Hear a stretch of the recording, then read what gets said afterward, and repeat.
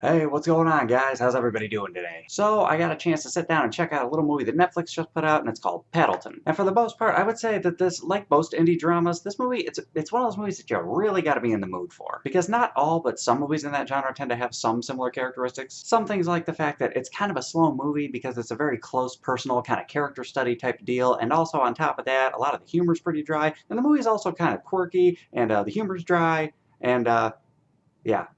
The movie's also very quirky. Not sure if I mentioned that before. But anyway, the basic plot of the movie, it centers around two middle-aged men played by Ray Romano and Mark Duplass. And they play two best friends that are neighbors in an apartment complex, and then, at one point, they find out that Mark Duplass's character has terminal cancer. And then they decide to go on a road trip so that he can get a certain type of medication that will help put him to sleep when the time has come. And then the movie shows them and how they deal with that situation. Now, I'm not gonna lie, the first 15 to 20 minutes of the movie, I was not very excited. Like, the whole time I was thinking, wow, this is gonna get annoying really quickly. But you know what? As the movie went on, that quirky, dry humor kind of got to me, and slowly but surely, I started to give a shit about the characters, and I wanted to know what was going to happen next. So overall, it's a solid movie, but it does have a few detractors, though, because like I said, you really do have to be in the mood for this movie because it is a very slow-paced movie, as I said. And for me personally, I thought most of the music was pretty good, but every once in a while, it just felt like this kind of stock Lifetimey music. And speaking of Lifetime, the movie is kind of predictable. Like, you can kind of tell where the story is going to go, like, right from the beginning. But that being said, I would say that this movie is more so about the execution of that story rather than the story itself, because the movie basically just survives off of the chemistry of the two main characters. And they're very good. Like, they're super minimalist, but they're really, really good at what they do. And they're also dry and quirky.